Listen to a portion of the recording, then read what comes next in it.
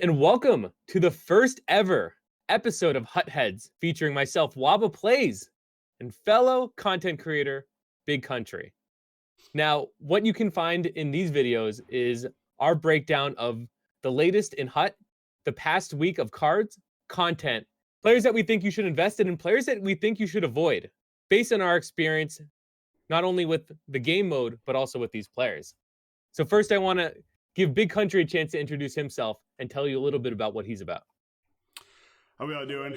I'm BigCountry7914 over at twitch.tv/BigCountry7914. Make sure you go follow. Links will be down in the description for me and my fellow host, WabbaPlays. I got into NHL back in NHL19. I don't know about you, Wabba. When did you start? 2017. 2017. So I got a little more experience, but I think we both know the game very well in and out. If you've come to either one of our Twitch channels, you'll see how involved we get into this game, and how great our communities are. And we're making our communities come together with this wonderful podcast, YouTube cast, UCast, whatever you want to call it, to help you guys get better in Hut, to help us get better in Hut. So if you guys see anything that we miss, we would love your feedback. Once again, make sure you comment below. If you haven't already, make sure you hit that subscribe button. Give us a thumbs up. Make sure you go like both our individual YouTube channels, which I am Big Country 7914 on YouTube, and Wabba, you are WabbaPlays, right? And I'm WabbaPlays. I've been streaming since 2017. I've been an NHL Hut player since 2015 because Bergeron was on the cover. So I decided my favorite player is there. Now it's time to get into the game. The gameplay mode that I play the most is Hut. I dabble a little bit and be a pro, but I really like this mode, building a team. And through that, I've been able to stream it, get tips from the community, and try to get better every day. We won our first Division 1 title this year, and then we went and won it back-to-back. So I'm hoping to carry that momentum into NHL 20. I'm part of the EA Game Changer program, which has given me a really unique perspective on the game and being able to work with other content creators. So I'm really excited for the new game mode. I'm really excited to get into it, and I'm excited to be able to share, my experience with NHL19, with Big Country, with all of you, and then us be able to work together in NHL 20. A recurring segment that you're going to see all year is going to be cards that we recommend and cards that we don't. But since we don't have any NHL 20 cards right now, we're going to talk about our hits and misses for NHL 19. And we're going to start with our 3 best cards all year. Now, these don't have to be 99s. These are just cards that we enjoyed playing with. So, Big Country, what's your first one? My first one was the Dougie Hamilton, the road to the playoffs, playoff predictor, Dougie Hamilton. I think that card was one of the best cards I got. If you got in on him early when he was a 90, and then when they made the wild card position and put him up to a 98, his speed was great, his shot was great, his stick positioning was fantastic. I've used him since I got him, and I'm still using him to this day. I even kept him in my all Bruins Hut team that I made at the end of the year. I mean, because he was drafted by the Bruins. He was a Bruin, so technically he's still part of an all-time Bruins team. But that Dougie Hamilton card was one of my favorite cards that I used all year. And I think he's really good, but I can't dissociate his Hut card with the player right. And him just being so soft. But he's a good card. Like, what are you going to do? So people might not be a fan of him. They might think he was soft, especially through this last playoffs. But that card in the game, gold, absolute gold. Right, so that's a good one, especially since that card would get better throughout the year. Right. So you could pick him up really early, and then you said he went up 8. Yeah, I think he went from a 90 to a 98. So that's a really strong card. Yeah. Late game. So my first one was not as high rated, but 89 Coffee. Now, this is a legend that you can just pull from a pack. I was using him up until probably a month ago, a really late game. Even though his stats aren't the best, he's a big player, and his shot was unreal.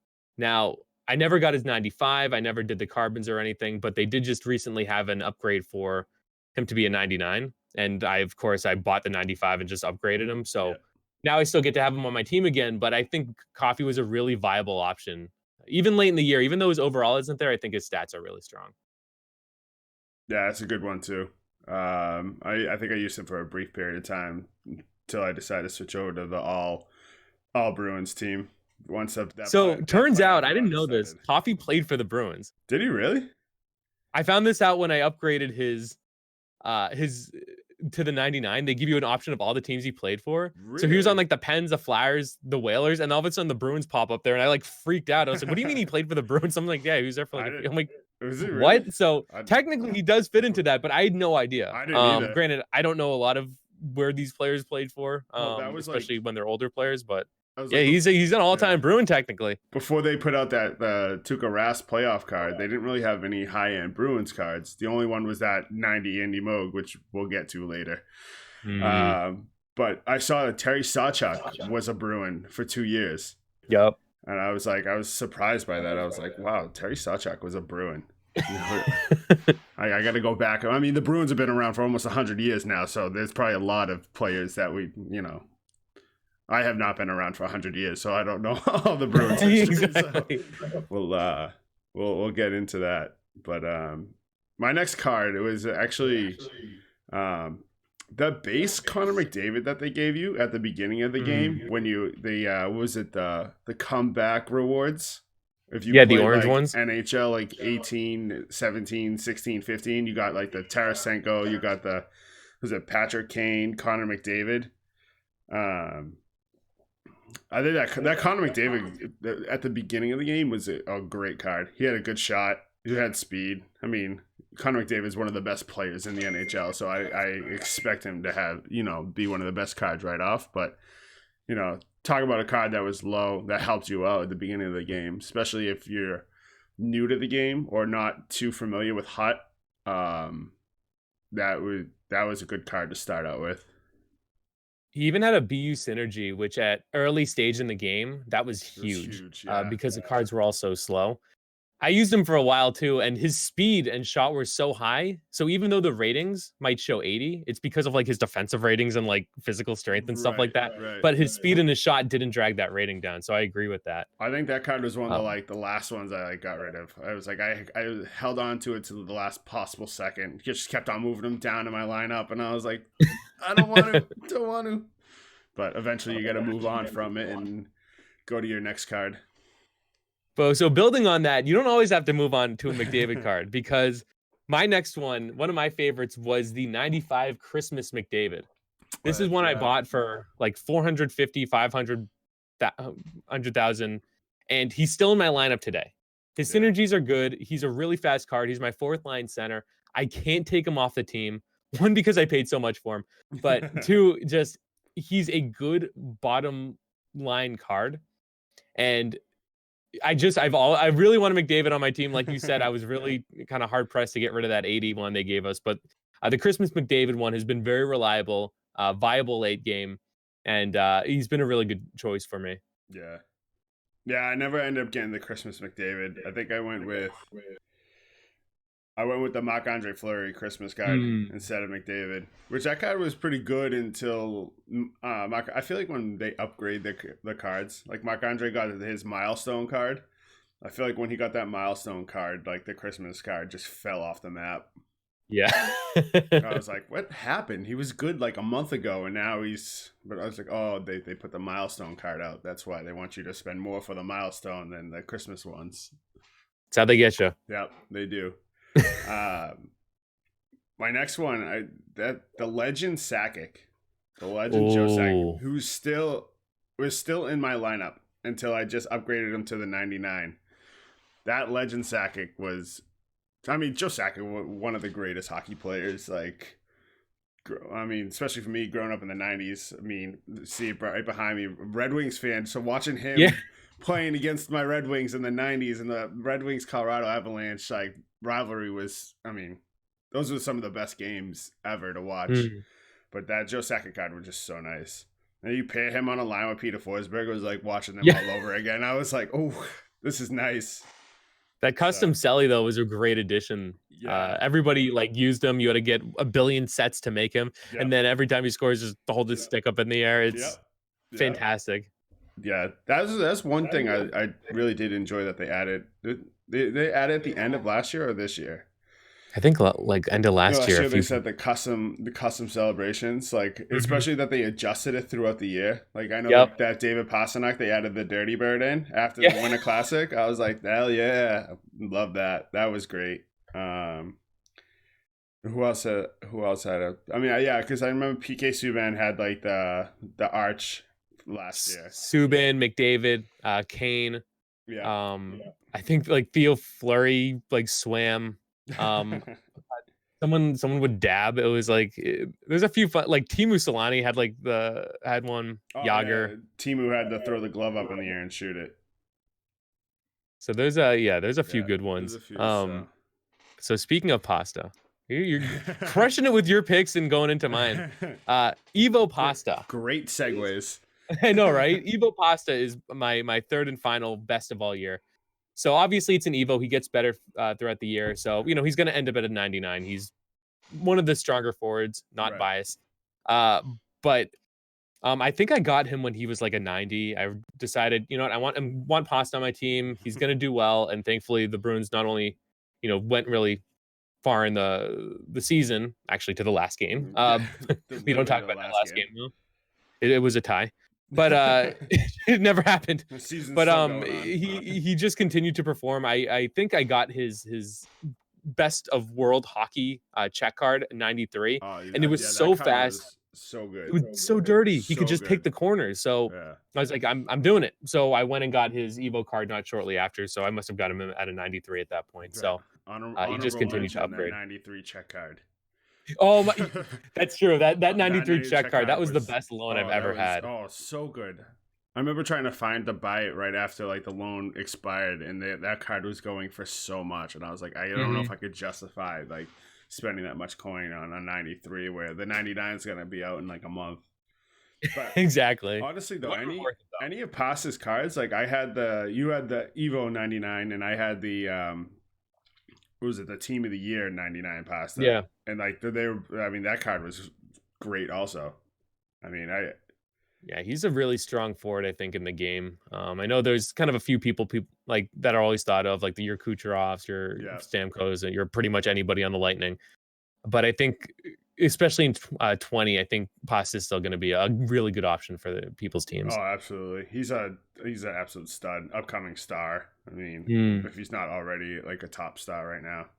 I know he kind of gets a little shadowed by Bergie and Marshy, but Pasta's up there. He's one of the better players in the NHL. So that's just kind of a preview of what we're going to be doing, sharing with you kind of the best cards that we feel in the weeks and we've had experience with. But now we want to go into not just the best, but let's get a little more sentimental. Let's talk about our favorite cards. So these are ones that might be high rated. These are some that just might not be, but these are ones that we've enjoyed playing with personally on our team this year. So Big Country, what is your first favorite card this year? We just touched on it a little bit. Pasta was my favorite card throughout the entire year. I mean, he was one of the best ones, and he was my favorite. I mean, I just loved, like we said before, they added the Dirty Bird celebration in, and I just loved hitting that. For me, it was wide. For you, triangle.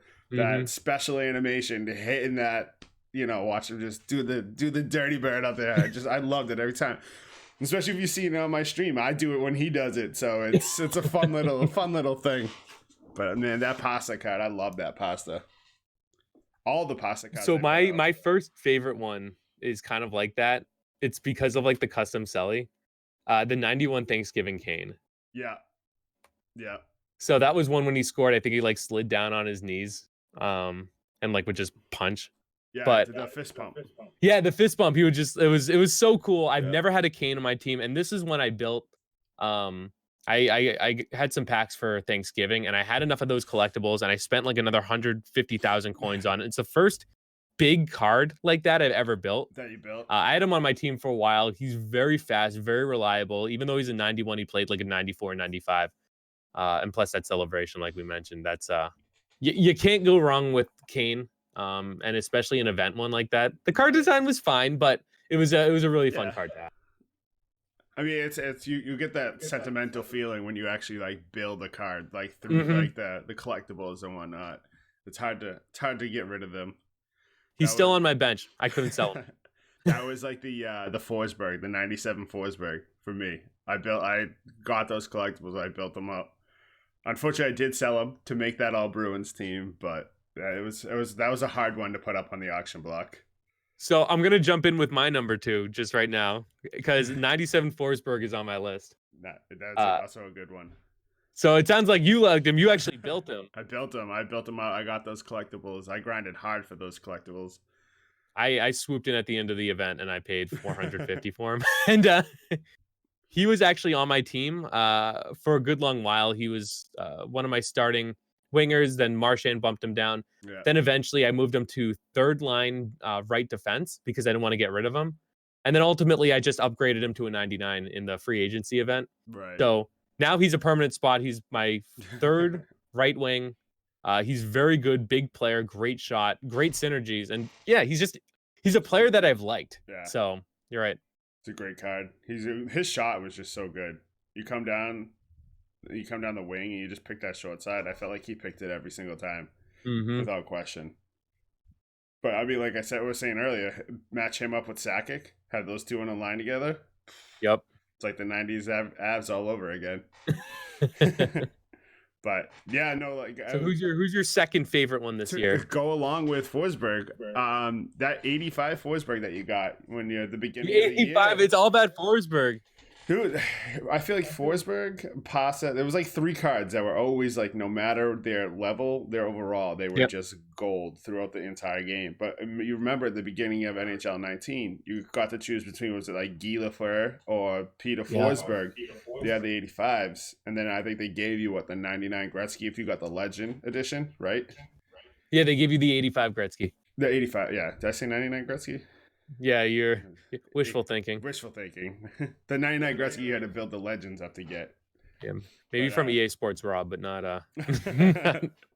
So yeah, that 85 Forsberg, and then because I had him in my lineup, but once I saw that they put that 97 out, I had to go for it. I had to get. You might be one of the few people who didn't pick Guy Lafleur. Yeah, I was Forsberg all the way. Oh, even I did, and I don't want Habs on my team, but I had to do it. That dude was fast, but you're right. Like Forsberg's a good pick. Yeah, I mean, like I was saying, like he's one of those cards that was good all the way through.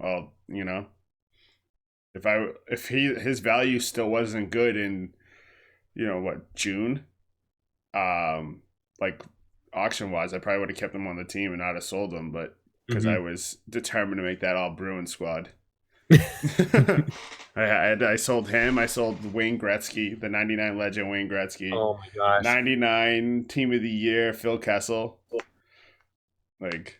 So that got me Bergeron, Marshy, Backus, couple other guys. I think Charlie Coyle.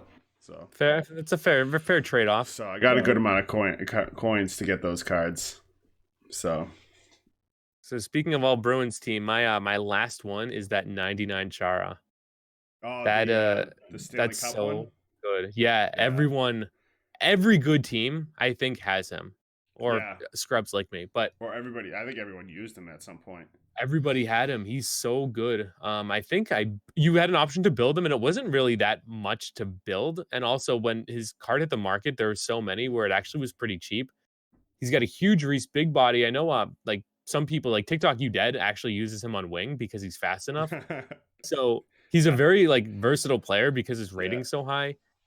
But he's probably the best defenseman in the game, if not one of the top 3. I know they just released some 99 legends, but for a good long while, he was the best in the game. And that says something because I think his base card that was like an 82, it was not good. He was too slow. He had bad defensive discipline. He would trip people. So it's just to see him get like a good card, not just one, but him holding the Stanley Cup like that. As a Bruins fan, that's a really cool card that you have to have if you enjoy the team. Right. Absolutely. No, I 100% agree with that. That Chara card was very good. I know I feel bad being like Bruins biased, but honestly, this is probably like a unpopular opinion, but that playoff Charlie Coyle card. Yep. was very good. He was very good on like that's like the power forward build you want to build. Like if you were playing an EASHL, like that Charlie Coyle build is what you want. I felt like he never got bumped off the puck. He had a decent shot, and he had decent speed too. I mean, he was good. He was a good all around player. Good getting dirty down in the corners, which was nice to see that card really resembled how Coyle played throughout the playoffs. And like it was, I like when they actually had the card because I don't know if you remember watching in the playoffs where Coyle would just work guys along the boards, and just for time on time. So, I mean, did you know he's from East Weymouth? So I did. Did you know they had a Charlie Coyle day? Yeah, just every time he touched the puck, they're like Charlie Coyle from East Weymouth, Massachusetts. Yo, Charlie Coyle, come on the pod. Yeah, that's Charlie Coyle. And he had good synergies too. I almost got him for my team. He was like 150,000 at one point, but I didn't want to bump McDavid off. So right, yeah. Sorry. That makes sense. So those are I think those are some really good like favorite of all year. It shows that like the card doesn't have to be the best. Right. I mean, I feel like I still got some low end cards. Like honorable mention that Bobby Clark, the 93 Bobby Clark. I know he was a forward, but you put him on. I feel like everybody had him on defense at some point. Everyone used him on D. If you use him as a center, like, and you see him at the faceoff dot, you're like, okay, this might be a fun game. Right. Yeah. But you saw him on defense, you're like, okay, this person knows what they're doing. Exactly. So these are the little tips that you're going to stick around for throughout NHL20 for you guys to continue to come back for. Don't Bobby be a chump and use Bobby Clark on the right wing. Yeah, or on center. You want to use him on defense. Yup. So we talked a lot about the cards we like. So let's talk about a few that we didn't. The fun so part now we're going to talk about 3 apiece of our least favorite, what we think are the worst cards in NHL19. So Big Country, what is your first choice? I think we both agree on this one. I think we both had it on our list. Andy Moog. Bum. Absolute bum. The guy was like 5'5", maybe 100 pounds. He couldn't even stop a beach ball. I don't know why they make a goalie so small, but like I felt like any shot just went in on him. I remember using him for the the 80 overall in Diamond comp season that they had. And I just like, was it the gold cards and Diamond comp season that they had like a couple months back? And he was my only gold goalie that I still had on my roster. That was like high enough. And he just got lit up every game. I think I maybe won one game with him. What's more disappointing than that? So I picked Moog too. Is that you had to do so much to get him. Right. Yeah. I think it was earned 250 challenge stars, which is a lot of work, especially since like once you did a lot of the challenges in like the single player mode, like you would have to like do like 4-minute periods or like actual like long games. And then like you would have to wait for like the event ones to come up where you could just get through them in like a few minutes. Right. And so when you finally get him, it's like, he's one of the first ones you get. Great. I got this awesome goalie. He's going to be a great part of my team. Nope. False. Good. Yeah. Good False. Backup. But yeah. I had Moog as well. He had good synergies. He was good for your backup. Besides that, you could not start him. Very disappointing. Who's your second one since we both picked Moog? My second one. I hate to stay on the goalies, but that 99 Tuukka Rask. Once they bumped him up from a 94 to a 99, I feel like all his stats went down. He became worse with the higher overall he was, which like I know you're hearing this right now. It makes 0 sense. But so there's one stat for goalies that I think really screws with like us, and it's aggression. Yeah. So you'll see them dive at the puck and they'll go out of net and they'll put themselves in bad positions because I don't know the technical side, but I think like that's part of it. So you'll see a lot of people using low-rated goalies because the aggression's so low and they're so big. Right. So when Tuukka went from a 90 to a 99, or if his aggression went higher, he might be out of position more. Yeah, it makes sense. But I mean, I felt like he was positionally solid when he was a 94, and then that 99 came up and he was biting on stuff that he shouldn't be biting. Like that short side shot, he'd be like going like this is a cross crease, and I'm like, there's no one over there. What do you? Or I'm like, I'm the defense. I got it covered. Like, take the shot. Goalies are supposed to take the shot. The defenses take the pass. Trust me, I know this. I grew up playing hockey. The D-man takes the pass. The goalies take the shot. The goalie lets it in. It's on him. And it's like I felt like that was completely the reverse of what the game was having you do. But, too bad because it's Tuukka. No, and I love Tuukka. I have an emote that's Tuukka's mask. Like, I'm a big Tuukka guy. I mean, not in NHL19. Not in NHL19, that's for sure. My next one, I'll go with this one because he's also a goalie. Because when we lose, it's never our fault. It's a goalie's fault. 88 Rudy. Now Rudy's a good he's a good low card. I bought him for 150,000. I needed a good goalie. He was fine. He had good synergies. He's decently sized. The reason why he's on my worst list is because for the GWC qualifiers, I used him and I didn't make it. And there was one time where I was 1 point out of position to make it. So if the cutoff was top 250, I was 251. Yeah. So he couldn't get it done. I didn't get a goalie that could, and after that I was like he can't handle it. Like when you're winning 17 games out of 25 or whatever, and it's just he's not coming up with the saves that you need to. I was like, I'm done with him. So I think it was that experience too. Yeah. That really kind of put me off on him. My next one, we just talked about it. Bobby Clark on forward was the worst. I felt like he could not accept any pass. He couldn't. I just felt like he couldn't do anything. He looked like he was skating in mud out there and playing forward. But like we mentioned earlier, you put him on defense, he was a stud. Yep. Like, it makes zero sense because Bobby Clark was a great forward for the Flyers, like back in the day. But I don't know, that Bobby Clark card on offense. Like you said, you saw him as center, and you knew you were going to be able to freaking just the hell's the word I'm looking for? I don't know, just use and abuse him the entire game. It worked. Yeah. So at least he had no hat and he had good flow. So that was a benefit of Bobby Clark. No bucket. So my last one, and this might come as a surprise, one that I even got him, but two that he's on this list, is 97 Nolan. Imagine finishing your progression, and it took me a little while, and not being able to use him on your team because he is slow. His shot isn't where it needs to be, and he's fallen behind the cards that are coming out. So he is not a viable option. That is so disappointing, especially when the last one is like win a Div 1, like go to Div 1 and then like win 100 games. Like that's so much time. And then you get someone and he's like a turd. Yeah. I didn't get him. I gave up on getting him. He didn't play well. I used him as defense for a bit. And then luckily I could upgrade him to a 99, and that card is solid. That 99 that they've released for him should have been the reward. I hope in NHL 20 that if they do something like that, and by the way, I loved the progression. I thought that was really fun. It took me up until, July, and it made the game it gave it a little more staying power because it was something that I continued to strive for. Yeah, but you have to release a 99. Like you have to. I know it might break the game if someone gets it really early, but like you can't give a reward that's not good. But the 99 made up for it. I think there was like one person who like grinded it like every day and had like Nolan in like a month. But I'm like, if you really want to spend that much time and do it, good for you. Like, but I mean, no. I don't have that much time. I know you don't have that much time. Like, unreal. Yeah. So it's probably some like young kid who's like, had school hasn't started yet, and he could just play all night and all day.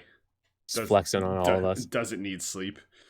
Staying up early, beating all the Swedes in the AM. Yeah, right. Seriously.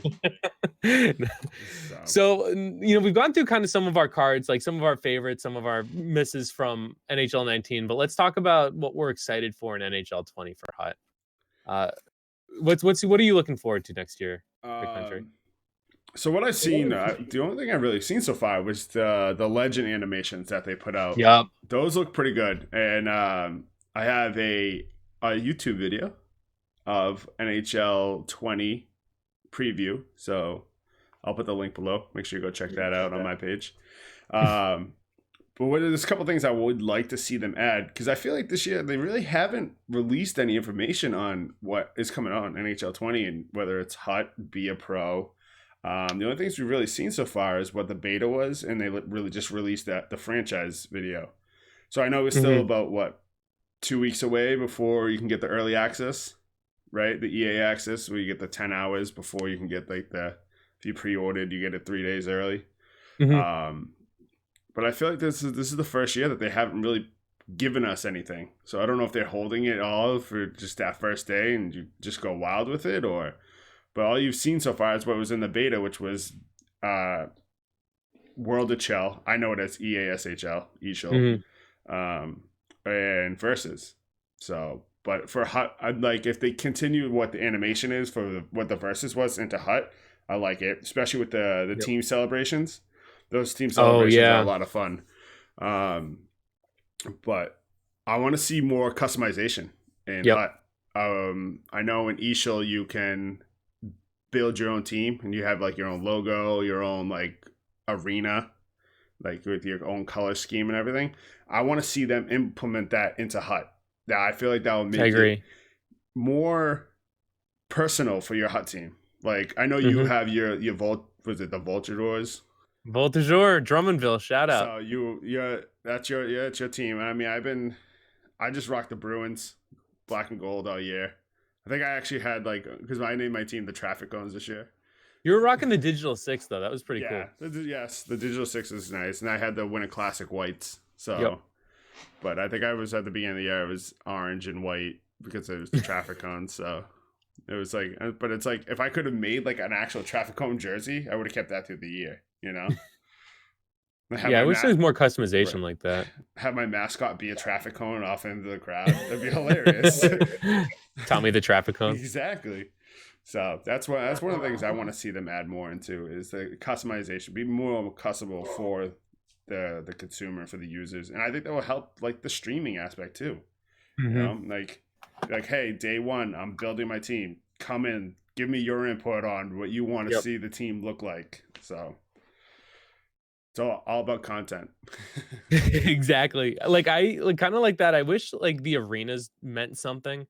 So like you get your home arena and that's it. I haven't changed an arena once. I mean, why would I? Yeah. But they have outdoor arenas. You can play them once. You can play them each. So why can't I find them in packs? Yeah, that would be cool. Or even put that into like a progression. Like exactly. We'll have one of the progressions be like, all right, you score, what was it, the Mike Gartner, you had to score X amount of goals. Yeah, like 2,000 goals. They should get access to the outdoor arena. Yeah. And that way, if someone did have it and they're the home team, you get to play outdoors even if you don't have it. Right. Yeah, no, that would be awesome. But I hope they still do more milestones. I like the objectives a lot. I liked the reroll aspect too. Yeah. I noticed though too, one thing in the rerolls, and I'm just looking at it right now.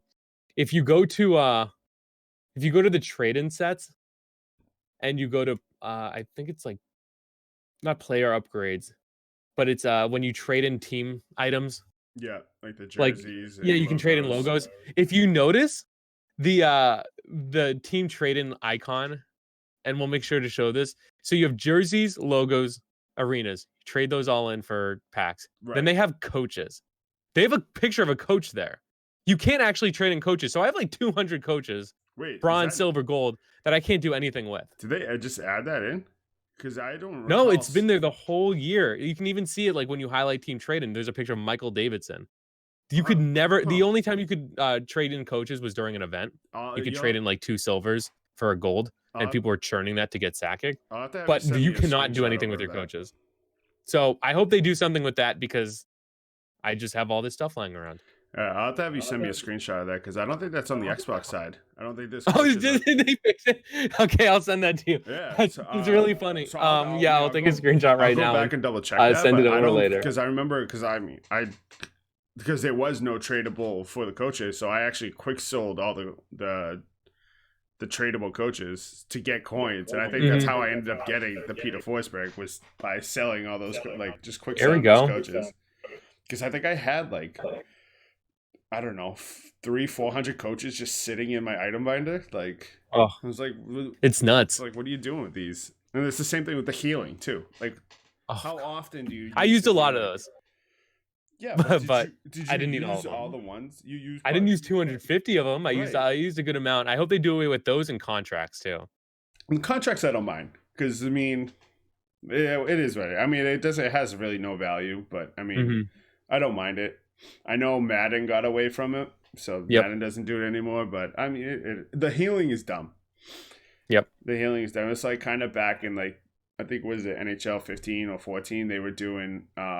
You used to be able to add like attributes to your guys. Oh, I didn't like that. I'm glad they got rid of that. That was too. It was too much of an effort to put the attributes on your guy than actual play the game. Yeah. That what's The one thing away from Hut was doing all that. Probably the biggest thing I'm hoping for is improvements to the auction house. So when you bid on a card, the only way to like refresh it is to either quit out and then go back in, Yeah. or click the card again and click like offer and then go out of it, and hopefully you still have it. Yeah. Like there should be more of a real time response, and I think that's going to make the bidding more competitive too. So you should be able to see your cards are worth more in bids, and then EA can take out that 5% from the market or whatever they extract. So Right. I'd really like to see that. I think that'd be a huge improvement. I usually do buy it now, but it's something that I think is definitely needed. Yeah, I feel like the auction part of it is it doesn't keep up quick enough. That's true. Like, you have to buy now pretty much if you really want a card. You can't Mhm. you can't work the auction house like you're saying. You got to like refresh it like or back out and go back in and hope the card's still there and you didn't run out of time. Especially if the servers are like lagging or getting slow on you, you might get screwed and miss out on that. Yep. So, anything else on Hut you want to see? No, I mean, I'm excited to see it all, but nothing like that I would recommend, at least not now. No, just customization, and then like you said, the rank, the outdoor ranks or different ranks. Yep.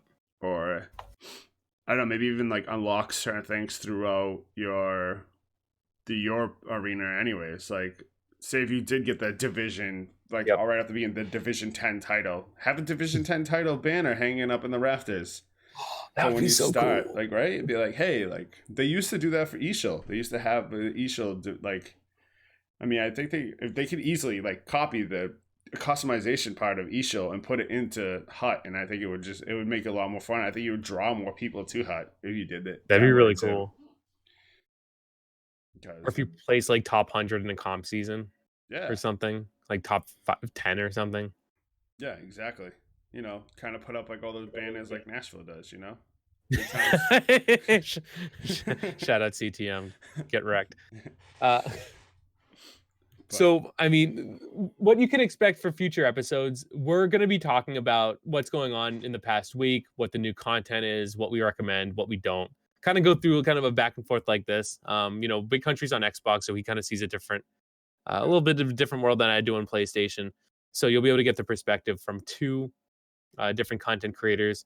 And we're also going to have some guests on the show as well, kind of see what their thoughts, their ideas, and also introduce you to some other content creators who we would recommend as well.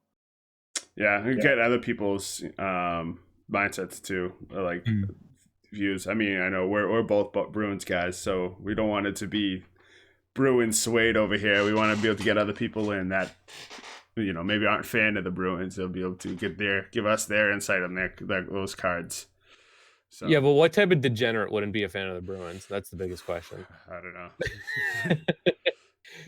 Most of the people from the Great White North. Everyone else. So that's going to end the first episode of HutHeads. Please let us know what you thought about it in the comments below. Make sure to follow us on Twitter so you can get updates of when the next episodes are live. And also make sure to subscribe to the channel and throw us a like if you enjoyed the episode. If you want to catch more of us outside of this podcast, you can find me on twitch.tv/WabbaPlays and WabbaPlays on all socials as well. And Big Country, how can folks find you? You find me over at twitch.tv, BigCountry7914, Instagram and Twitter about BigCountry_. a big_country7914. I have a Discord, the Shoot Score Happy community. I know Wabba has a WabbaPlays Discord, so if you guys want any more information, feel free to go to both of those Discords. Wabba has his own personal YouTube channel, which is WabbaPlays.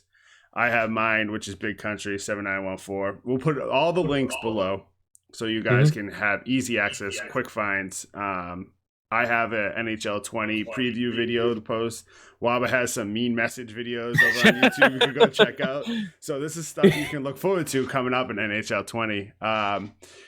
We'll probably do a video right before NHL20 drops of what we're excited to see. What we'll get more into depth. I know we touched on it quickly at the end of this video of what NHL20 we hope to see, but we'll get into a little more in depth. Hopefully they'll release more content for us to actually talk about.